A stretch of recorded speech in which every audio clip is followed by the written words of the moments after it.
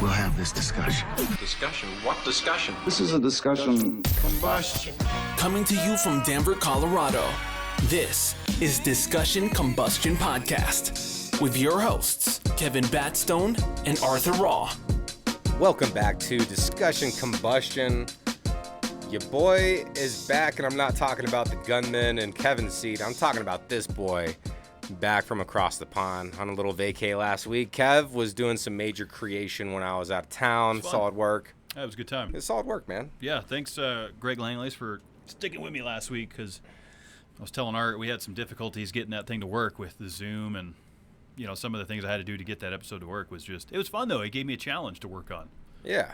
To create content. Because for a bit I was like, the universe doesn't want DCPC without Art. And I was like, the show must go on. You're like, I'm still going to do it. I had to find a way. And you did find a way. And that's like a good lesson in life, it's... And we were talking about this prior to hopping on mic, when you make a decision and you try to do it, the universe is generally going to test you to see your resilience if you're really about that shit. It's true. Every time. You move to a new place, you start a new job, you quit drinking, whatever. It's going to be a challenge. Yeah. It just is. And life is always going to come at us. Yeah. So, we don't normally record these solos anymore. Of course, we weren't going to do it. This is the foundation of how Discussion Combustion started. Except I would be sitting next to you. It's just you and I chatting. I kind of this is easier on our necks. It's easier on the necks. Way easier on the neck. Yeah. I got to look at you all the time when I'm doing editing, and you got to look at me all the time, and now you really get to look at me. Now, Kevin and I, we've been doing this show a very long time, Mm-hmm. and so since we were doing some networking tonight, I feel like it was just a good opportunity to catch up on us. Yeah. Because we don't really talk about us too much on Discussion Combustion. I was doing Raw Talk for a little bit.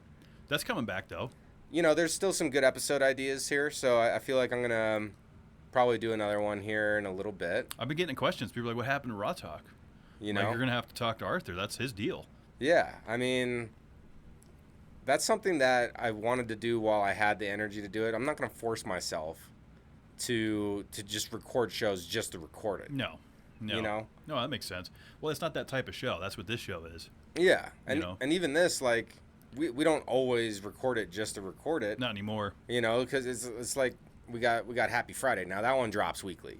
You can't stop the Happy Friday drop. That's just a fun show. Yeah. It really is. I get to put on the glasses and look like Mr. America. It's just fun. I have a good time, and just talking about some fun things.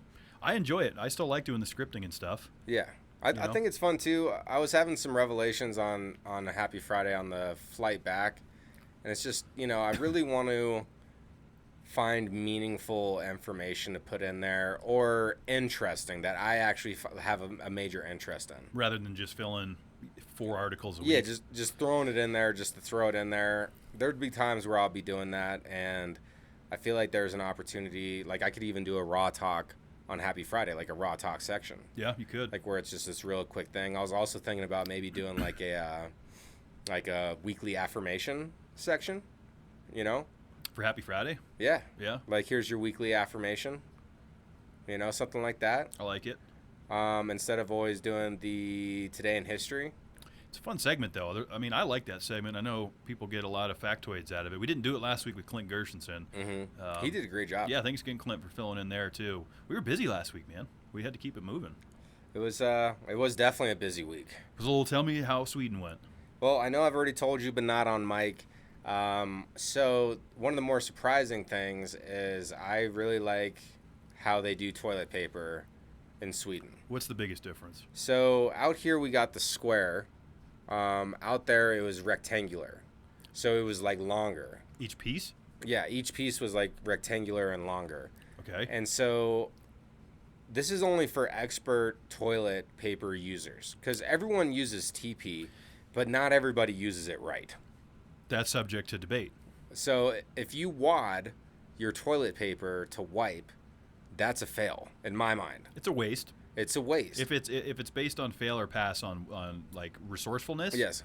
If you wrap to wipe, that's even more of a waste. That's also a waste. That's a bigger waste than wadding. It could be. It taking depends up more real estate. How big is your wad? So that's the thing. But if you're an expert TP folder, And look, you might risk getting some fecal matter on your fingers from time to time. I mean, you're taking a poop. This is why we wash our hands. But you fold it. So here in America, with the square, I do 3 squares. I fold those. I wipe. I check. I do a fold, and then I wipe. And then, you know, depending how messy that is, I might be able to get a 3rd fold in, and then an additional wipe. Out there, I could get away with just 2 squares because they were longer. And they were thick enough. Yeah, they were thick enough too. Because the single ply, like the Scott tissue here, the single. Mm-hmm. That's no good. Your finger's going to blast straight through that using your technique. Yeah. In the hotel, it was good. In some of the public bathrooms, it was that shitty, you know, like that. Was cheap. There wasn't even like, you know, there's no sheets. It's just one long roll that you custom rip. But so I did like the toilet paper out there. Look, they pay up to 40 to 50% in tax. Right. All the citizens do. So the public transportation is the shit out there. It's super clean out here on the Denver public transportation. You know, it might smell like urine on that bus. It's not as well maintained. Not as well maintained. So the public transportation out there was legit. The walking culture and like biking, the no car culture, I really loved that. It was a huge city though. Stockholm's massive. Yeah, so you know Denver's not really built like that. There are some really walkable cities in the United States where it's like, yeah, I don't even need to drive. Like I could just walk and get to my groceries, everything. But I really liked the walking culture out there a lot. The old architecture was super cool. The food was very Western as far as what I had. There was some more unique things like the Swedish meatballs, of course, you had to have. The moose, I mean, I saw you guys sent me a menu. The moose looked the best to me. It was smoked, so it tasted like smoked meat. It wasn't a unique flavor. That's fair. But we did go on a moose tour to a moose farm, which was really cool. The moose man was holding it down out there. And basically this guy's story is he had like some farms with animals. And at one point, there was like an injured moose that he had taken in to like rescue, right? Back to health. Mm-hmm. And so when he was doing that, he started thinking about like a moose farm. And he told this story. His wife didn't want him to do it. He did it anyway. That's alpha. That's being centered. Full send. And he became one of the first to do it. The main thing was getting permission from the government and making sure that they had all the safety regulations. So one thing on the moose farm, because they bring out these tractors and like 3 big trailers that have seats in the middle. So there's 2 rows of people sitting in each looking outward, right? Is how the trailer worked. Yeah. And it's all open, so you could pet the moose. It's pretty cool. But the one rule is, like, you could touch their antlers, you could touch their shoulders, wherever, but do not touch their butts, or else you're going to get kicked by this massive mammal. That's going to hurt. And one thing I learned about moose is that they have blood flow within their antlers. I think I knew that. So their antler is warm to the touch, and they can feel whatever touches their antlers. I didn't necessarily know that they could feel through the antler, but I knew the blood kind of went through it. Yeah, so really cool, big animals. Massive. There's been a lot of hunting of them, so their numbers have dropped, but So they can hunt moose in Sweden? they can. I think there's like a special season for it. And I'm sure, like most things. I don't know their firearm laws over there, but I'd imagine it's rather difficult to get a long rifle over in Sweden to go kill these animals. You probably have to get like some kind of hunter's license and permission to own a firearm that way. But Or maybe they're bow hunting. Yeah, maybe. I mean that Archery. That would be pretty badass. Crossbow or something. But the police out there, like I didn't see anybody walking around strapped. Like I think I saw like only a couple cops that had firearms. Surprising. So it felt extremely safe out there in the That's city good. too. Because sometimes when you travel somewhere and you're a foreigner, you're like, am I gonna get jumped? Am I gonna get mugged? Like I didn't really go into any dangerous neighborhoods. I did go out of the touristy areas a couple times, but most people spoke English. So I would recommend traveling to Stockholm. I think it was a really great city, beautiful people, wonderful culture, very friendly. Just be prepared for that extremely long travel day going there and back. That was tough. I'm still dealing with the jet lag a little bit. That's a big change for sure. And I think probably the other thing to note just about that part of the world, is like the latitude of, like we were talking about, of Stockholm is the same as Anchorage. I think it's the same as Anchorage, Alaska. Mm-hmm. So in other words, they get, like you were mentioning, the really long winters, a lot of darkness, a lot of cold temperatures, obviously a lot of snowfall. So that part of Europe, though, that's to be expected. Yeah. And or anywhere in the world that's up north like that. And so everyone, they like celebrate midsummer is what they call it, midsummer. Sommer? Yeah, midsummer. And there's some interesting culture stuff out there that they celebrate with that. But no one celebrates during the winter because it's just dark. So people basically hibernate. Yeah, they're just in their houses. So That doesn't really sound that good, though. it's a great place to visit. But everyone was like, oh, you picked the great best time to visit because the summers get pretty hot. So props to my brother for selecting one of the better times to go out there. It was a really fun trip. It was a great experience because been there when I was 8 years old, never there as an adult. I actually can remember this trip. Almost 30 years later. Yeah, it was really a good time, man. Yeah. A lot of air travel, though. Yeah, like those 20 hours, 16 hours of traveling in one day, like that will take it out of you a little bit. What did you do to kill the time in the airplane? Because I know, like, I do a lot of regional flights, Phoenix, Dallas, Kansas City. That's nothing. Yeah. You're up in the air, you goof off for 40 minutes, you're landing. That's easy. Like, what are you doing for 6, 7, 8 hours in the air? So on my flight there, I proceeded to drink red wine. Oh, you did? So British Airways, they're hooking it up. So I was just listening to music, drinking, kind of having fun. Yeah, that sounds fun. You know, just kind of hanging out, man. No big deal. Yeah. On the way back, I was watching some movies and just thinking about life and you know, how am I going to really make an impact on my personal happiness when I get home? Yeah. So that, you know, out there, I was like drinking, having fun. On the flight back, I was like getting into like the Tightened up mode. yeah, like we got a lot to do. How are we gonna do it the best that we can?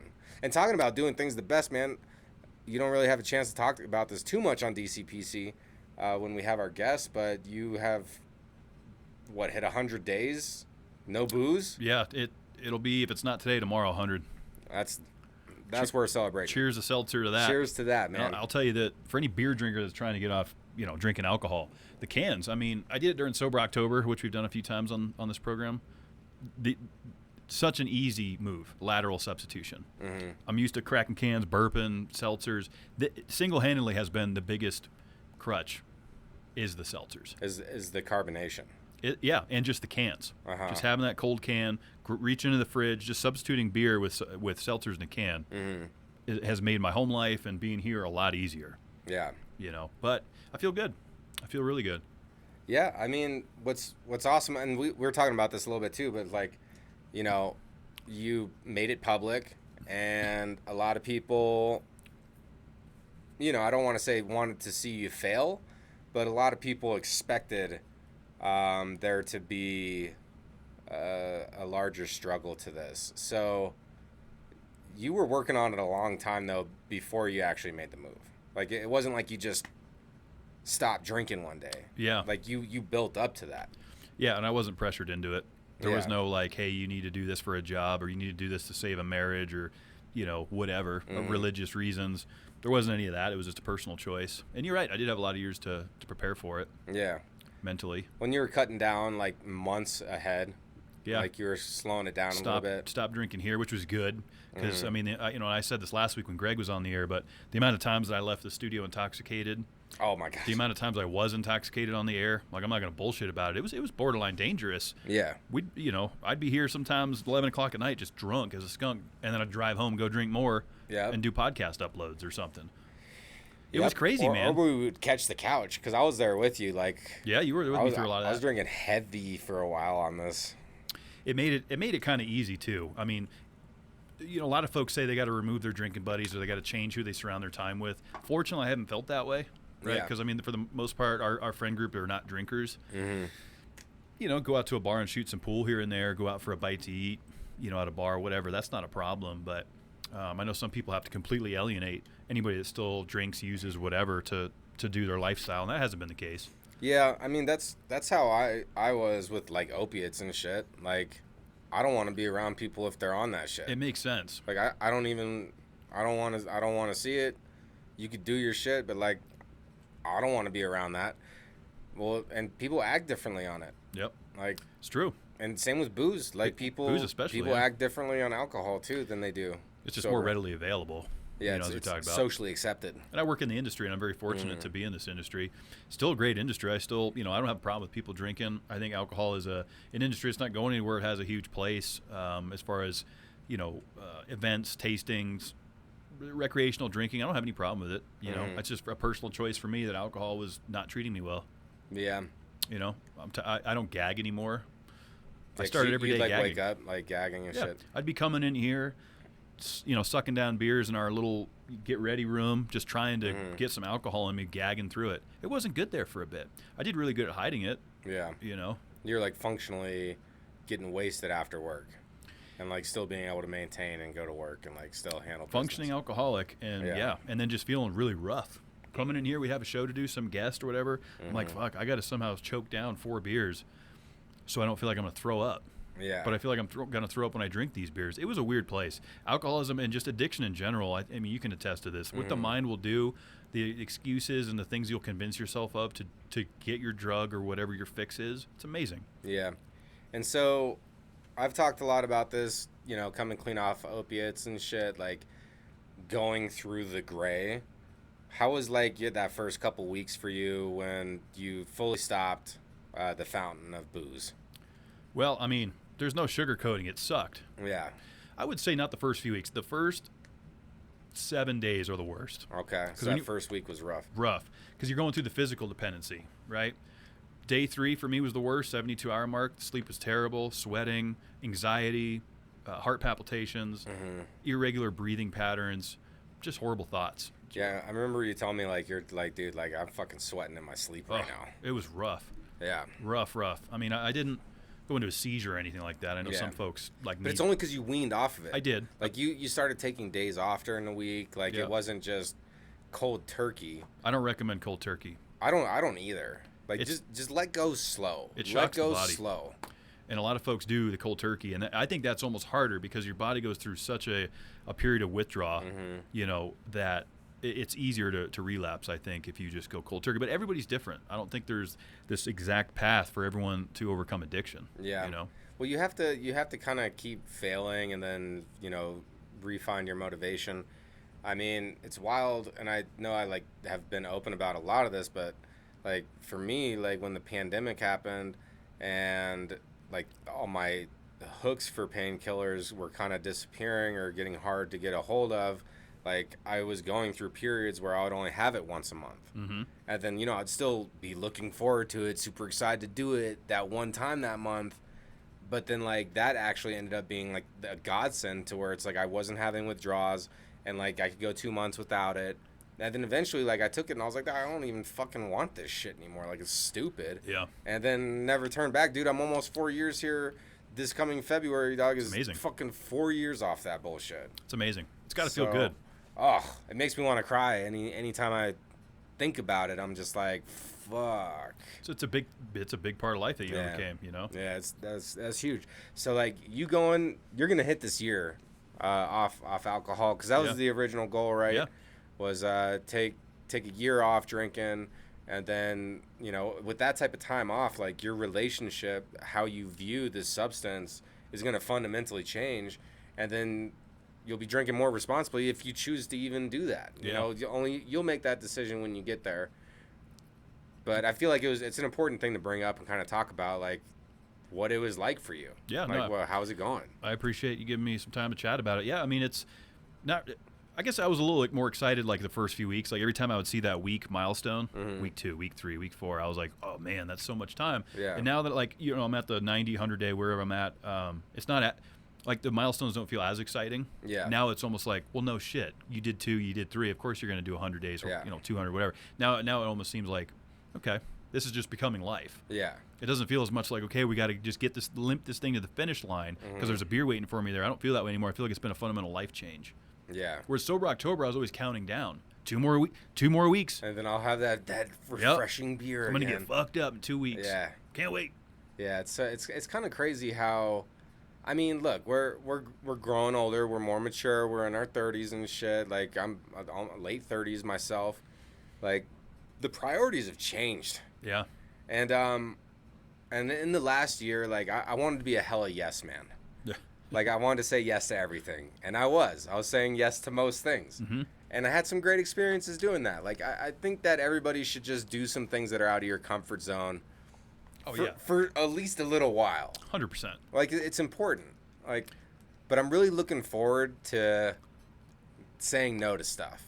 That's also fun. I'm really looking forward. So that's my Alive in 25. Is saying no? Is saying no to shit. Like, Just say no. Like, I'm really looking forward to just doing what I want to do, and that's it. Mm-hmm. And you know, but I didn't learn any of this by not doing anything. I learned this by doing a whole lot of everything, and then I'm realizing, okay, like, you know, I did that. You know, so priorities kind of shift as we grow older, and it's just like, if you're doing the same shit that you were doing in your 20s, like, I don't know if there's actually happiness and fulfillment there. I think people get stuck to that lifestyle because it's easy. Yeah. The party lifestyle is fun. It's easy to do because you can always find drugs, you can always find a party, you know, but priorities change within the group, and I think that's why so many people grow apart.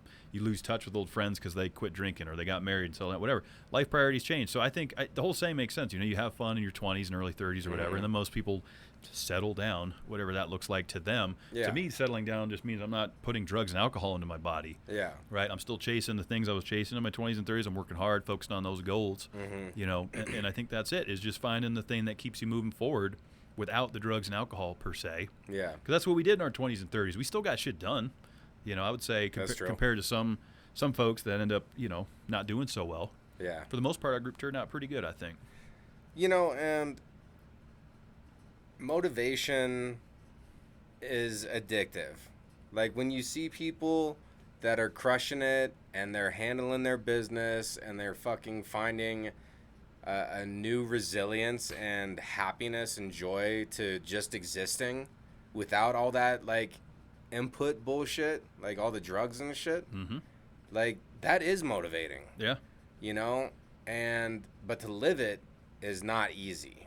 Because, you know, there's always going to be those hard days, and there's going to be those days when you don't want to do this shit, but you got to go do it anyway, man. But there's also a freedom to that, because, this thought has just been running around my head for like the last week and a half a lot, and that is, when you stop caring what other people think about you, then that's when you actually find true freedom to be yourself. Yeah. You know? And so I've been like picking my nose in public and like farting in front of people. I love it. And like, just like, I had to pick my nose right there, and I don't care what anybody else, like, you ain't never picked your nose. Like, you can judge me for that half a second, but I guarantee you still, like, you know, would have love for me if we had a conversation. Yeah. It's like little things like that. Like, I don't need to be grotesque. Right. But that's just kind of an extreme example of like not caring what other people think, because I feel uncomfortable right now, and I know I could get that boogie out. The booger's got to go. You know? And I'm sure so that's just an example. It's a good example, though, of being full send, own it yourself within like a parameter. If you're at a fancy dinner, you're probably not going to rip a loud fart. No. You know, right? So no, but there's a way to fart without making it super loud. That's true. But if it's going to be one that really reeks, you're rolling the dice. You're rolling the dice. You're rolling the dice there. You might ruin some suppers. Hey, but if you make it, you know, it's kind of silent. Like, how are they going to know? How are they going to know who did it? As long as you can keep that Kevin face. Man, I used to do that a lot in grocery, though, because I'd be hungover, beer farts in there. Yeah. I apologize to any coworkers that work with me in grocery or customers that come in. Man, I would wreck the pasta sauce aisle. Yeah. You know, for example, let one go, and then a customer would come right in my crop dust. And you're like, oh, I'm sorry. You know, it's early in the morning. You got the toots, but I agree with you. Just kind of not caring what people think as much. Yeah. Some people never get there, I think. Well, yeah, and like the picking your nose, farting, that's a silly example, but like it's a good example, though. It goes down to like really the fundamentals of like, once you stop being obsessed with what everybody else, what you think they think about you, because like what you think they think about you, you don't know that is definitively what anyone thinks anyway. It's true. You know, so like you're filling up your head with like basically just meaningless thought processes on what you think people think. So once you remove that, then you can actually focus on yourself. And like, I agree. and that's the thing too, is like the whole comparing yourself and like using social media and being like looking at other people's lives and shit. Like, I'm posting a lot. Like, I was posting a lot on social media when I was out there showing the good times. And like, when I was doing that, I had to make a post about like, hey man, like, it hasn't always been so good. Overcome these addictions. Like, the shit sucked. There's some shitty fucking days. But like, if you go through those bad days, like, you know, you can find these different values and like appreciation of life. And like, it's been really cool to see you on your journey, this recent journey of like, you know, putting down the Bud Lights, because honestly, dude, that was a part of your personality for a while. Oh yeah, you know, 100%. I've talked about that. It became part of my cultural existence. Yeah, you know, as a beer drinking country boy, you know, that's really where it started. But I mean, we've told the story how you and I met was over a beer, but that doesn't mean it has to be that way forever. True. You know, that is true. So, you know, it makes for a good story now. But you're right. Yeah, it was integrated in absolutely everything. Yeah, everything was a reason to drink. You know, let's go into a show. I'm everything. Do a podcast. Podcasting, especially. You know? This getting into this, and you know, just being so tied up in all the shows that we do. Alcohol became a part of it, and so it became that easy excuse. And I've told folks, you know, for people that are struggling with alcohol or trying to get sober, you know, some people drink because they're not doing well. They drink because they're upset, sad, something bad just happened. For me, I would always ride the highs. So when things were going really well, and you probably remember this being beside me through all of it, we'd have big breakthroughs with the show. We'd have a big guest. We'd have something awesome. Anytime epicness was happening is when I wanted to drink the most. Yeah. Celebrating, riding that dopamine high of success. The alcohol just came with it, and I've described that to people, you know, with my recovery, if you will. And usually it's a tale of two tapes. A lot of people drink because they're not doing well. They drink to cover depression or something like that. And some of that might have been tied in there, you know, with my anger and stuff I've been open about. But for the most part, at least in the last 5 years of my alcoholism, it became trying to keep the party going. Fun, success, crushing it, let's party. That's what it came to the most. Yeah, so I guess kind of what you're saying there is that, you know, you have to appreciate when it's going really well for what it is there, and like, you don't necessarily need to, like, there's other ways to keep the dopamine going, I guess, right? Yeah. Like, you don't have to, like, use, and that's the thing too, when people are using as like, you know, oh, I had a bad day, this drink will make you feel better. No.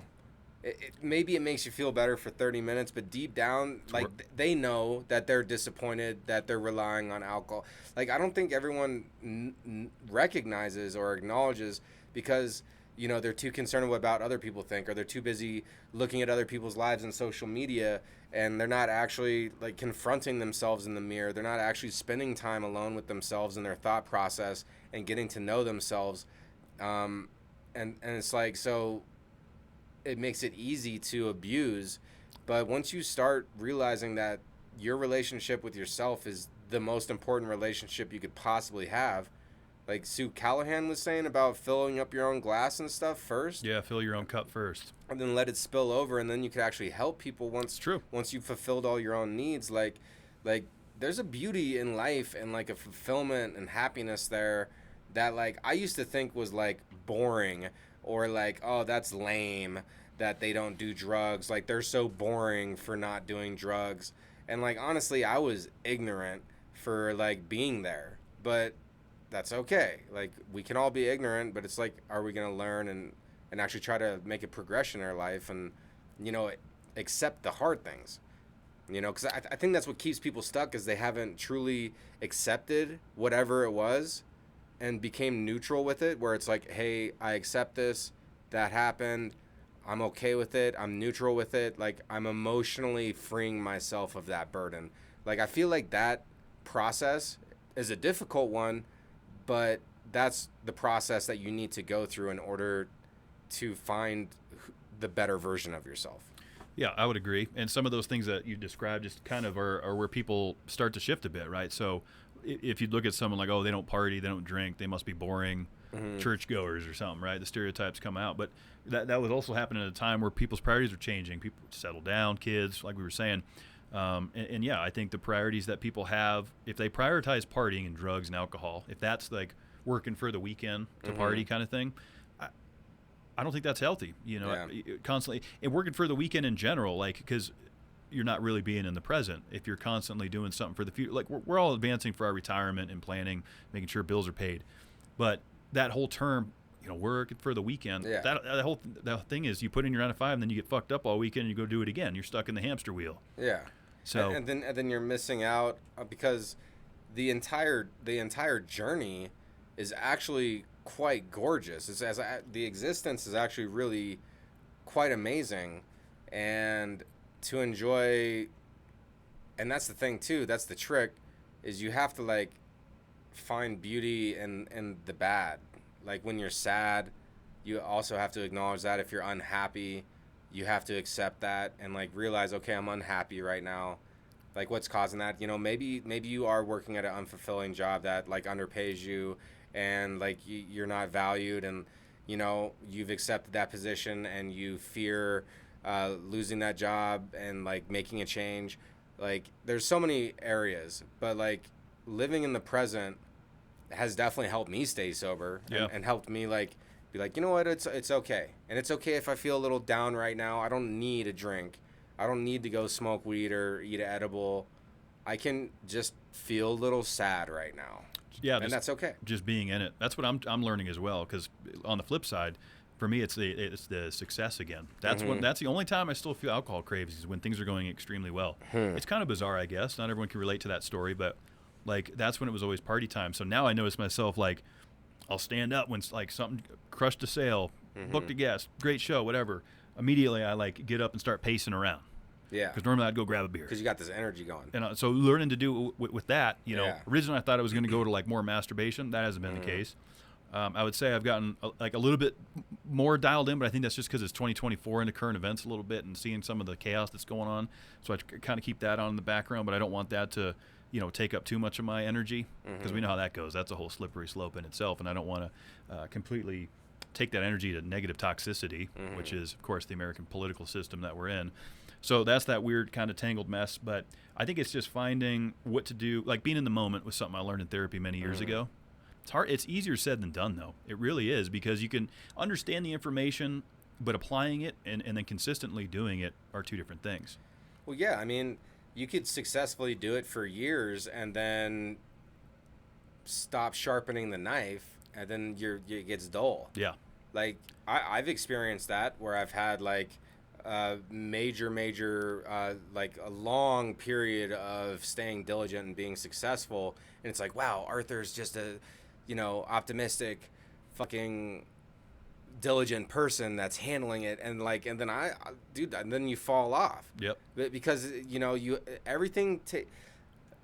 the best oiled fucking engine in the world needs maintenance constantly. It's true. So if you're not giving it maintenance, then the oil's gonna get thick and sludgy. The cylinders aren't gonna fire the same. You're gonna lose that high RPM. Like you gotta give it the maintenance, man, and that counts for us. Yeah, you gotta have some TLC. You got to know when to take the car into the shop, if you will, whatever that looks like for each individual. Some people that's going to the gym, some people that's getting some medical stuff tightened up, whatever it is. I think the fact is, at the end of the day, it's about feeling healthy. Clint and I talked about it last week on Happy Friday about, the ultimate goal in life is what we've been taught is happiness. But really what that is fulfillment. And so how do you find that fulfillment? And for us, we've learned how to do that, and learning to, outside of drugs and alcohol, is finding that fulfillment, filling your cup, if you will, as to Callahan. She was great episode with her. But that's what it is. I really do think that, and I think it's easier for folks to do it short term. Well, yeah, because people don't want to make that commitment. Right. Like you do this shit until you die. And I think that's a huge commitment. It's people don't want to do that. Intimidating.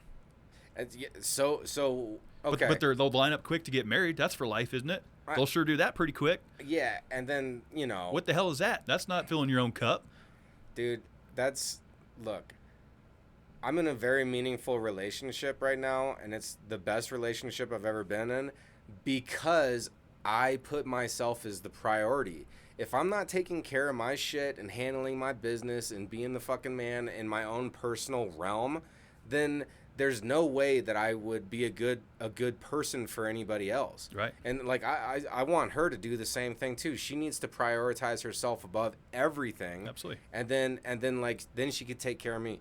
But it's one of those things, like, people don't want to make the commitment, and they don't want to be dedicated because it's too big of a challenge. But it's just like, that's where you're going to find your excellence. Diamonds are formed under pressure. Put some pressure on yourself to actually, see what the fuck you're made of. How can you build yourself up, like, if you're not challenging yourself? And so it's just like this one thought that I have, where it's like, you say you're brave, you say you're strong.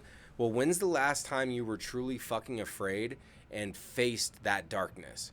Like, that's the only time that you can actually show yourself that you're brave, is when you're fucking scared.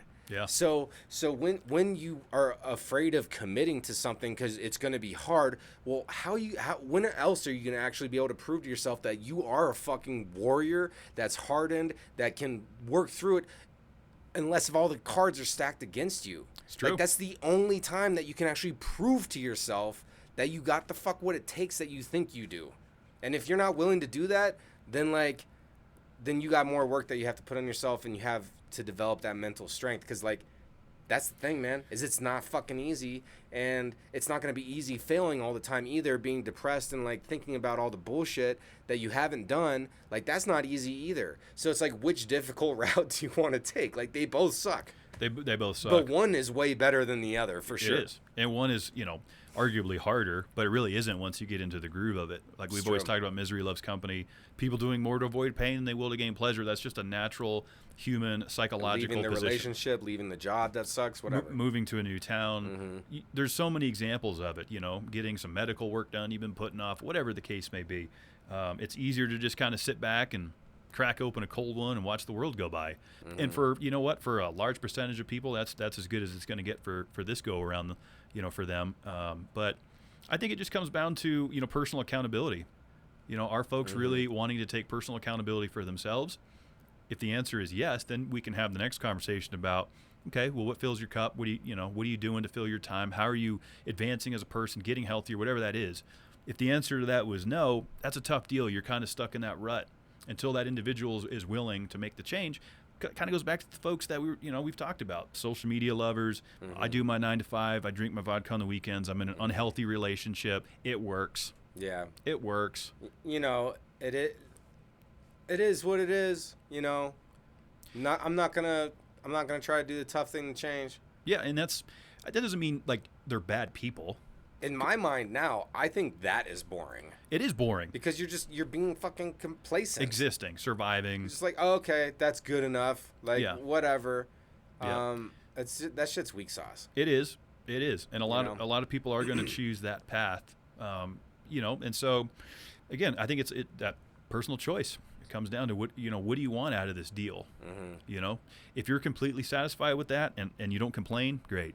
There's always going to be box checkers. 8 billion people on this planet. I do that from time to time too, where I barely check the boxes. At the end of the day, we're all trying to get by, but it's hard to be on every single day. It's very hard to be on, especially for like months and years. Like it's hard to always just be on, and I think it's okay to give yourself some breaks. Yeah. Like it's all right to take your foot off the gas as long as you don't end up disappointing yourself. Like that's the thing. Like if I took my foot off the gas and I was like, oh yeah, let me go take a Vicodin, I would be so disappointed in myself. Yeah. Or if we wrap this and I went and chugged a couple beers. Yeah, you're like, whatever. Like, I'm gonna take So like, taking your foot off the brake doesn't mean that you relapse.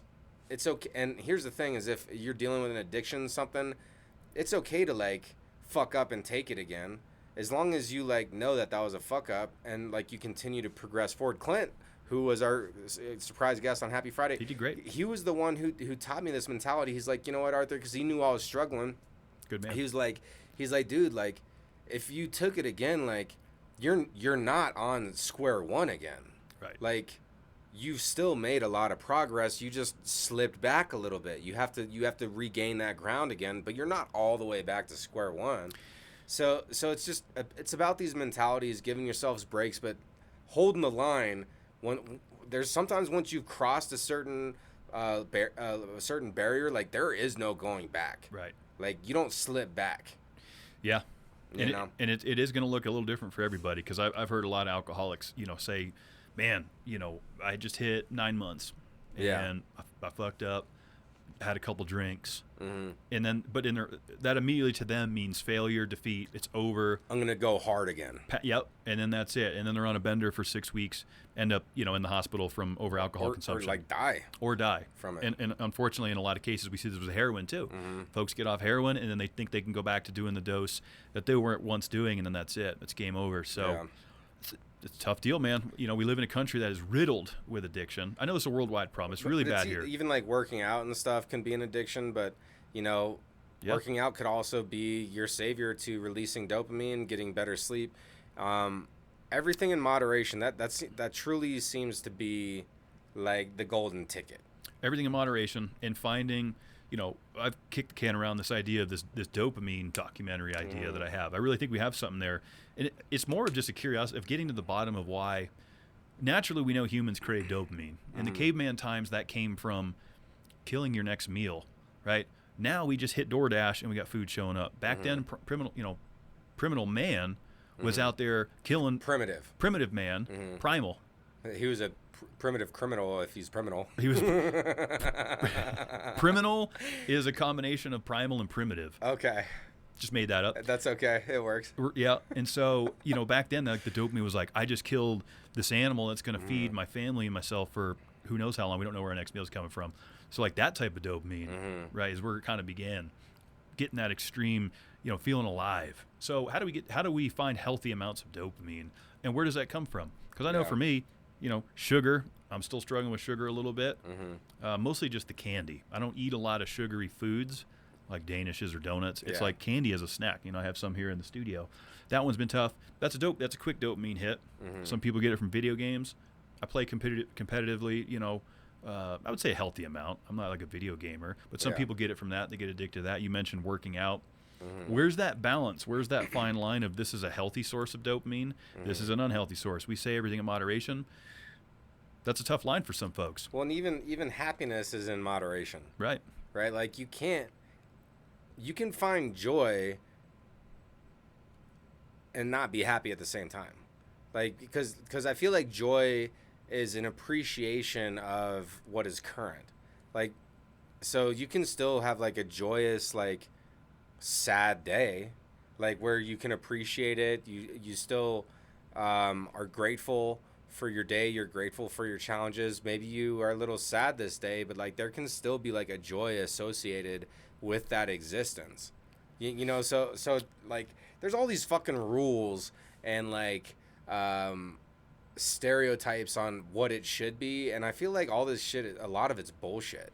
Like, and we can make up like a lot of these rules ourselves and like our own perceptions. Like, I feel like a lot of it's force fed to like how we should think, and there's different ways of thinking that actually would benefit me better, or a different way of thinking might benefit you better. Right. Like, it's all individually based.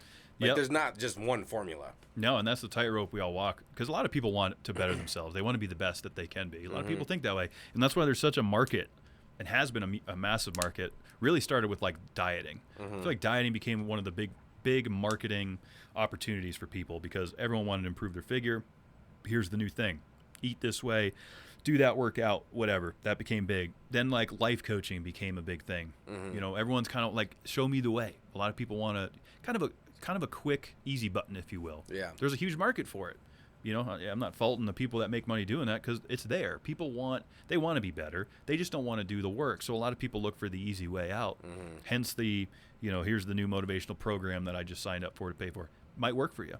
Some folks go to AA, and they say that's the only way you can get sober. Great. Everybody's going to have a different path of what works for them, and finding, success to them and what their version of success looks like. Because I've heard that before. Some people have given us feedback, or at least me, on when we get on topics like this. They're like, well, it seems like you hold people to a pretty high standard. And I think it's more about just finding your max potential is really what we're saying. It doesn't mean you and I are better than anyone, or if this anyone's person's saying beneath. that to you, it's because they're intimidated of the standard you hold yourself to. Most likely. And they don't hold themselves to that standard, so then they're like trying to pull you down because they don't rise up like that. Most likely. Like subconsciously, psychologically, that's what I think's happening with Sure. And I notice it too, like when I get around people that still drink, that you can tell that they feel uncomfortable and that I'm judging them. But that's not necessarily the case. You know, if we're at an establishment where they serve alcohol, have a drink. If that's what you want to do, like, don't change what you do for me to accommodate me. I would say that, like, if someone's trying to work out, right, because they've inspired them with the Attack 5 program or something, and then they feel like, well, Art's judging me because I missed, the third part of my Attack 5. I think immediately it becomes, it's like doomsday, doom or gloom, black and white, no shades of gray. I think we've gotten to that point where it's like that's how we measure success. And we, like you said, sometimes you have to give yourself that break. Easier said than done. Yeah, it's crucial, man. It's crucial, and great conversation here. I mean, shit, you and I could go off and off.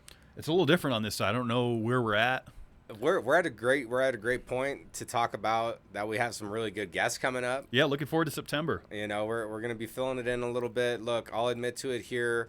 Some of my motivation for podcasting slipped a little bit to where I wasn't, prospecting for guests as much. And, I got some more work to do, work on myself to do. I've made a lot of progress in life, but, there's more areas for me to improve. And Discussion Combustion continues to be a great outlet and, more importantly, a great place for our guests to come in and talk about things that are important to them. And I want to keep that going, man. Yeah, it's important. It's important, and it's beyond me. It's beyond you. I think it's important for many other reasons. Well, it's cool to see what the program turned into. We started in Jamie's basement, drinking, getting fucked up, partying. I was in the band. It's turned into a great format to keep it like humble, honest, true, fun, and a place where people can be themselves and not feel judged. I hope that's kind of what we've created here. Like, it's a safe place to have these kind of conversations without feeling judged. So we're going to keep that going. Looking forward to the guests coming up. Happy Friday tomorrow. Looking forward to that. Things are good. No complaints on this side. It is good. Thanks, everybody, for your support and tuning in. How long do you think this one went so far? I haven't looked at any clocks. I would say maybe 43. We're at like 46. That's pretty close. I mean, I got that pod sense. I can kind of tell where we're at. I mean, over over 5 years of this. Yeah, you can usually tell. So on that note, be good to yourselves. You deserve it. And we'll just cut it right in there. Oh, that sounds good, Art. Hey, great show. Thanks for having me.